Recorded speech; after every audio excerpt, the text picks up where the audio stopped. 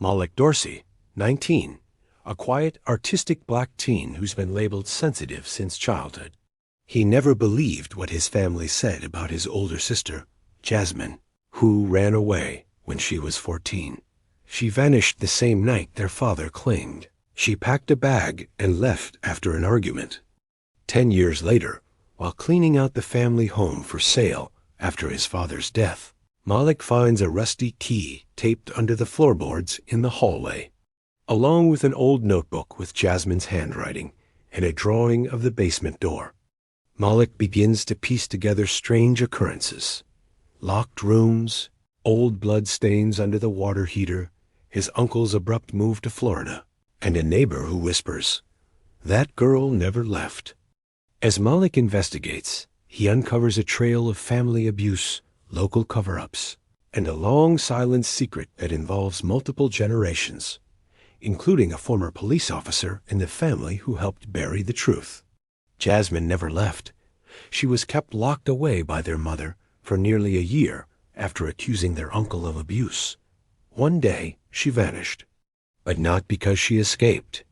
Malik's mother, now suffering from dementia, begins to speak Jasmine's name again in her sleep.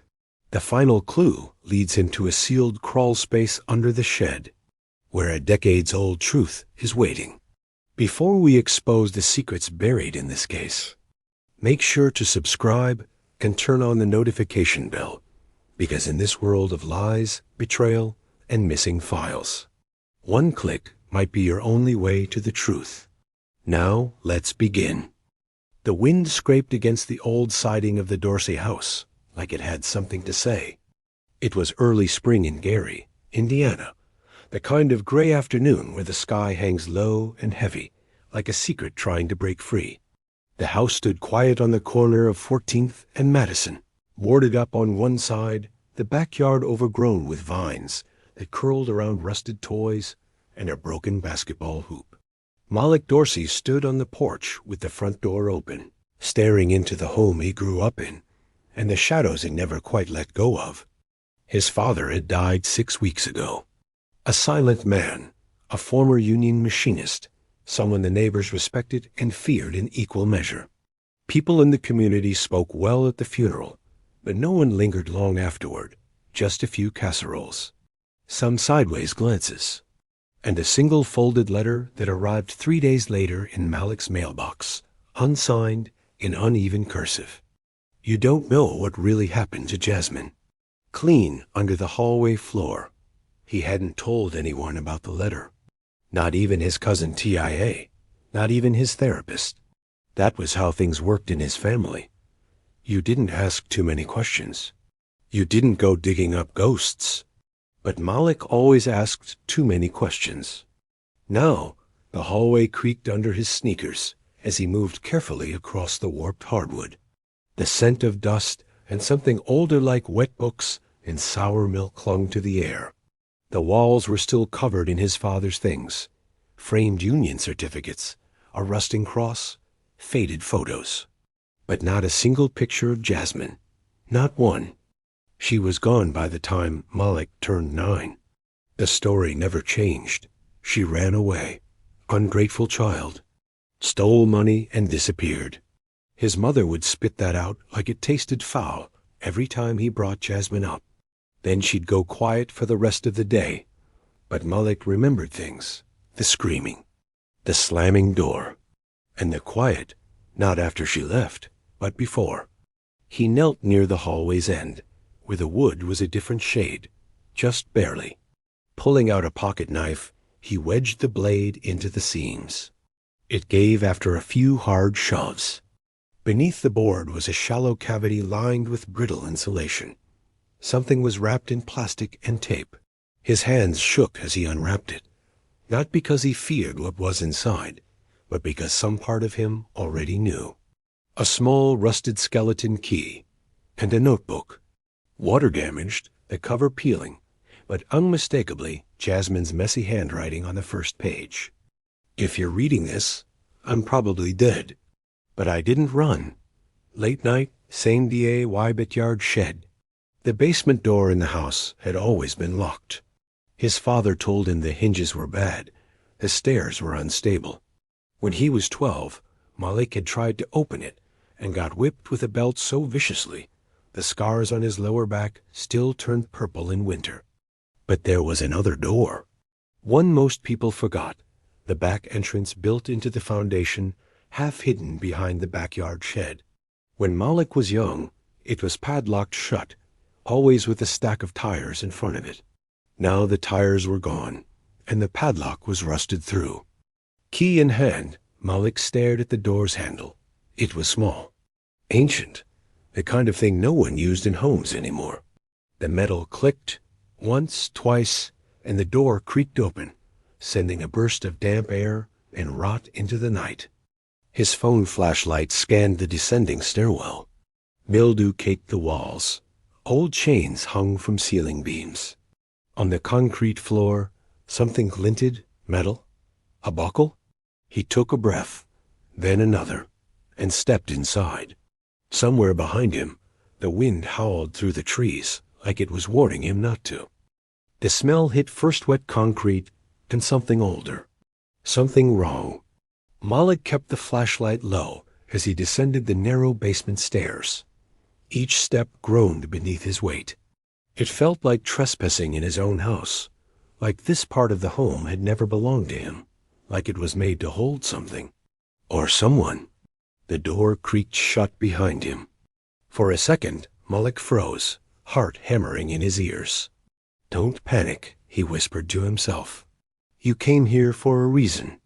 His light scanned the small basement room. It wasn't large, maybe 15 feet across, but every wall told a story the family had never spoken. There was a cot in the corner, old and rusted, a thin, stained mattress on top, chains on one leg of the frame, a small desk warped from moisture, a child's sketch taped to the wall faded in parts, but unmistakably Jasmine's style. Malik had seen hundreds of her drawings when they were kids. This one was of a girl with wild hair, locked in a box. A chill moved up his spine like an invisible hand. He stepped closer, shining the light onto the desk. Beside the drawing was an old yellow lunchbox. Malik popped it open with trembling fingers. Inside, a photograph of Jasmine, around 13, looking straight at the camera with an expression that didn't match her usual smirk. She looked tired, scared, a worn pair of ballet slippers, and a note folded neatly into quarters.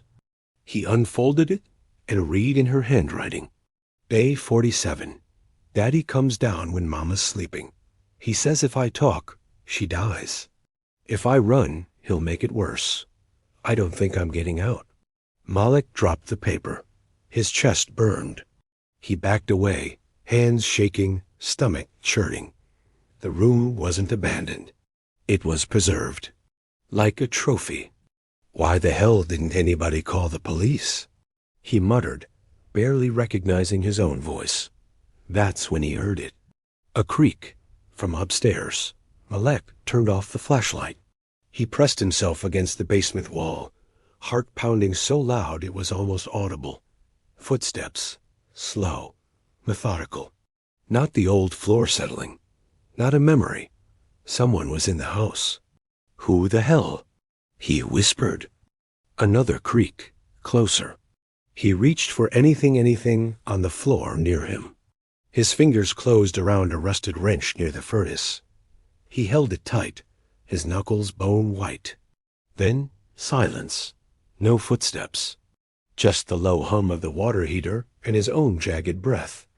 Then, B-A-N-G. The basement door slammed shut above. The next morning, Tia's car. T.I. Evans gripped the steering wheel so hard her acrylic nails left crescent moons in her palm. Malik sat in the passenger seat, eyes red from a night of no sleep, the wrench still in his lap. "You're telling me," she said slowly, "that Grandpa had a prison under the dam house?" Malik didn't speak for a second. "Then, not prison, a cage." T.I. looked out the windshield. They were parked outside the Gary Public Library, waiting for it to open.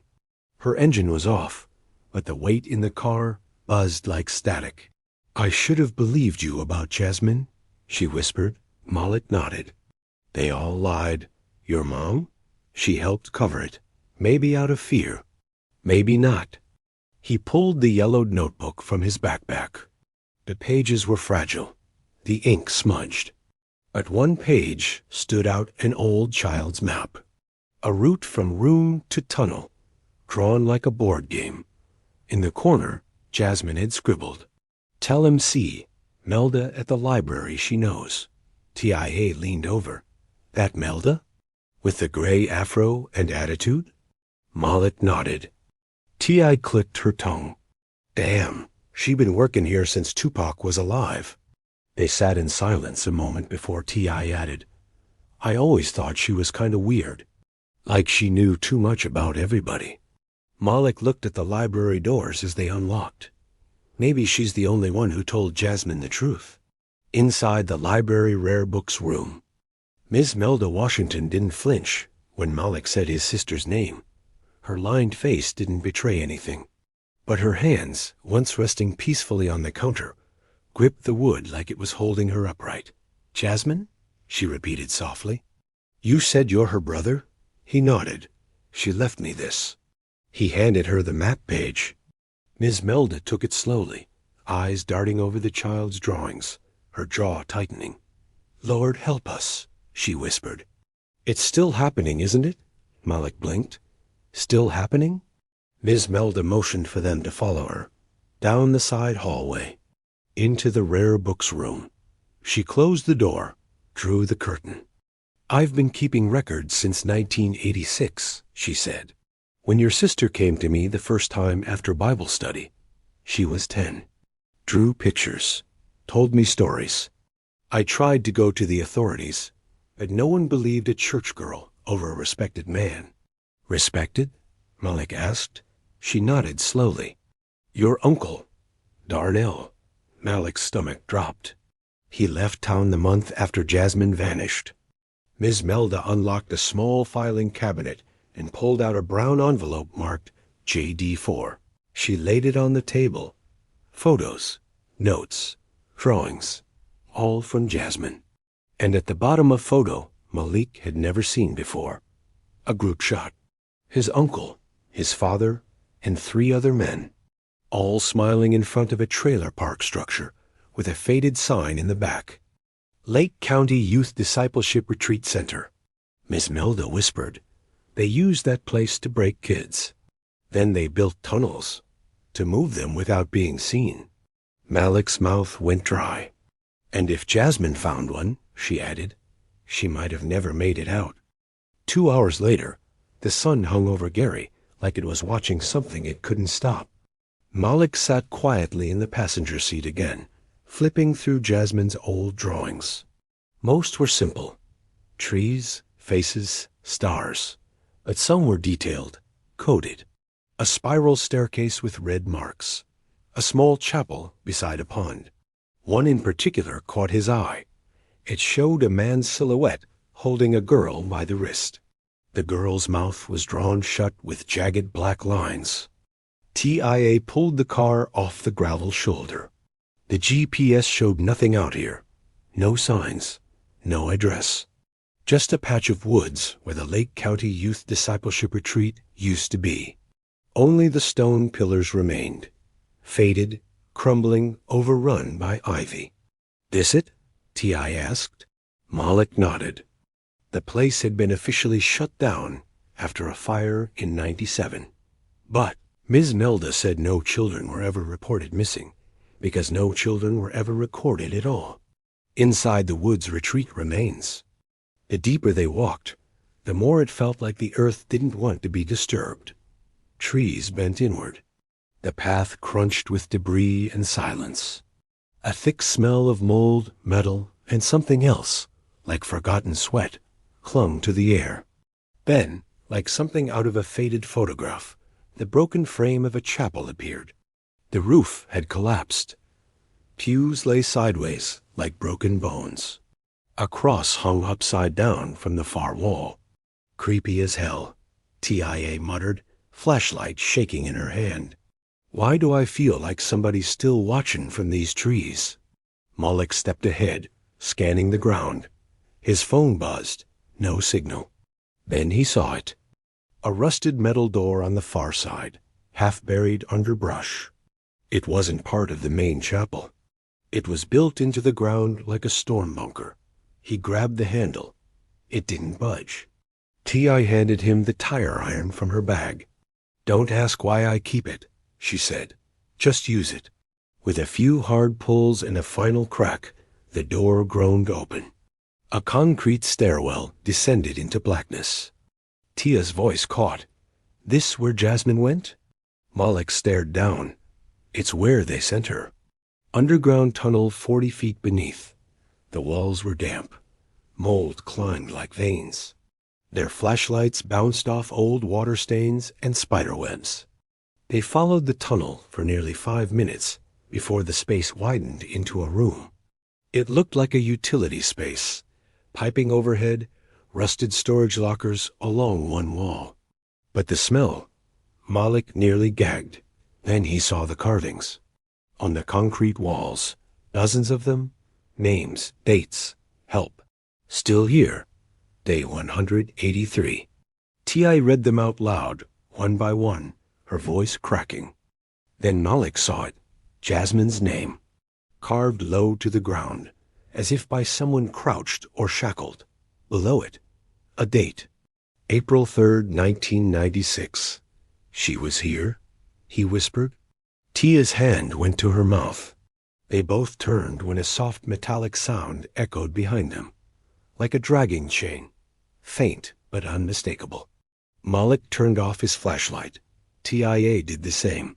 Darkness swallowed the room. Another sound, a slow, crunching step. Then a voice, raspy, male, familiar. "I told your daddy this day would come." Flashback minus 1996, 1 week before the fire.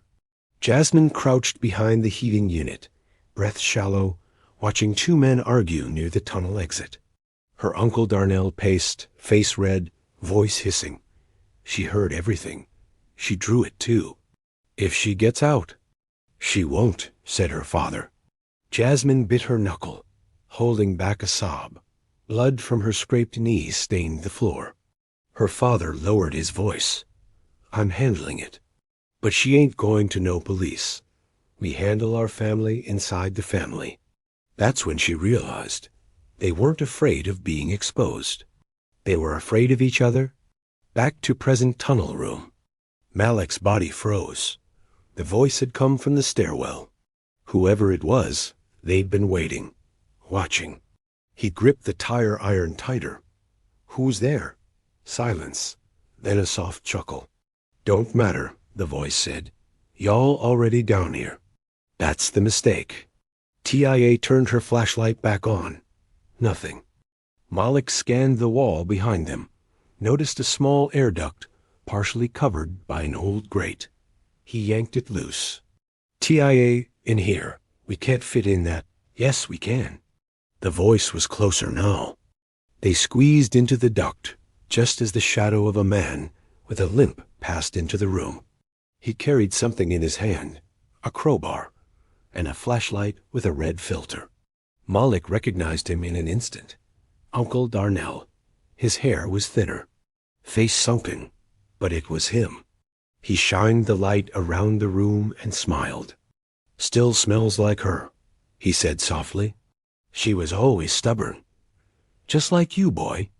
Malik gritted his teeth.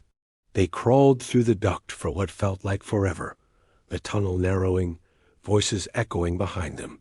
And finally, fresh air. They emerged behind the chapel, gasping. TIA choked on tears. "What the hell do we do now?" Malik stood up, blood on his elbow. Eyes burning. "We bring the whole damn place down." 3 days later, Malik stood in front of a microphone under the weight of a cloud-thick sky. The press conference had drawn more people than he expected. Police cruisers lined the curb outside the old retreat ruins. News vans, curious neighbors. Survivors in plain clothes standing silently behind Miss Melda. Some trembling, some holding photos of siblings who never came home. Behind Malik, a blue tarp covering what excavation crews had found beneath the chapel floor. Inside that tarp were bones. At least 5 sets. One of them confirmed as Jasmine Dorsey by preliminary DNA. Her ballet slipper had been found near her remains. Malik swallowed hard, gripping the edge of the podium. "I was 9 when my sister Jasmine disappeared," he said, voice steady but heavy. "For years they told me she ran away, that she was troubled, that she didn't want to be found. But she never left us." He looked toward the crowd, toward the cameras. "She was taken, held, and when she tried to speak up, she was buried, not just in the ground, but in silence, in records that were sealed, in threats passed through family dinners, in shame disguised as tradition." Murmurs rose in the crowd. Ms. Melda laid a hand on his shoulder. "I stand here," Malik continued, "to say no more. Not for her. Not for the other girls. Not for the boys who are told to be quiet. We are done burying truth for the comfort of the guilty." 24 hours earlier, Gary Police Headquarters. Detective Joyelle Mercer stared at the files Malik and TIA had placed in front of her. She was young, maybe 32, but her eyes were old enough to know the difference between a conspiracy theory and a cover-up. "These men," she said, tapping a photo of Darnell and his church buddies, "all worked with the retreat center? They moved kids through it?" Malik nodded. "Some were family, some were cops. My father helped clean it up after," TIA added. "They had tunnels, burned the records, paid off inspectors." Detective Mercer leaned back. "And your Uncle Darnell?" "He's alive," Malik said. "Still around. He chased us in the tunnels. Probably still thinks we don't have proof." She slid her phone across the table. "We've had complaints about him before. Nothing that stuck. You just gave me leverage." Later that night, Darnell's house. SWAT raided his South Gary home at 2:37 a.m. He didn't go quietly. He screamed about family business, threatened Malik's name, shouted that Jasmine had lied. But it was too late. The house was full of evidence, old tapes, letters, and a locked freezer in the garage containing more horror than Malik wanted to know. Darnell was charged on 15 counts. He pled not guilty. The court called him a respected elder with no prior convictions. The trial would be ugly, but it would be public. Back to present funeral gathering. The service for Jasmine Dorsey was held on a quiet hilltop cemetery outside of town. Her casket was small, simple, white, not because they assumed purity, but because she never got to grow old. The crowd stood in silence as Malik read the last pages of her notebook aloud. Her handwriting trembled in the ink, but her voice was loud in the wind. "I know one day someone will remember me loud enough to make them listen. If it's you, thank you." Malik placed a single red carnation on her casket, then leaned in close and whispered, "You were never lost. You were hidden. But now, everybody sees you." Epilogue 6 months later. The Jasmine Dorsey Foundation opened its doors in downtown Gary, offering trauma therapy, legal aid, and emergency housing for black teens escaping abuse. TIA ran outreach. Ms. Melda oversaw documentation and history preservation. Detective Mercer joined the advisory board. As for Malik, he never stopped drawing. But now, his art was displayed in galleries, portraits of missing children, survivors reclaiming power, and his sister standing tall under the stars. One piece in particular sat in the front lobby of the foundation. It was called The Key, a rusted, hand-drawn skeleton key. Below it, etched in gold, "For every girl they said ran away, we know you didn't. The end. Justice doesn't come fast. But sometimes it still comes." This story wasn't just about one case. It was about how quickly truth can vanish when assumptions replace evidence, and how unchecked authority becomes a weapon instead of a shield. It was about fear, how it twists judgment, silences witnesses, and turns policy into harm. But more than anything, it was about dignity and the fight to hold on to it. For every family who never got the apology, for every name that was buried under suspicion instead of cleared by justice, for every child forced to grow up the moment someone else decided they looked guilty. So if this story made you feel something, don't let it end with sympathy. Let it push you to ask harder questions, to challenge what's hidden, and to care before the sirens start. You don't need a badge to speak the truth. You just need to know when silence becomes complicated. If this story spoke to you, like, share, and comment, because conversations lead to awareness. And awareness? That's where justice begins.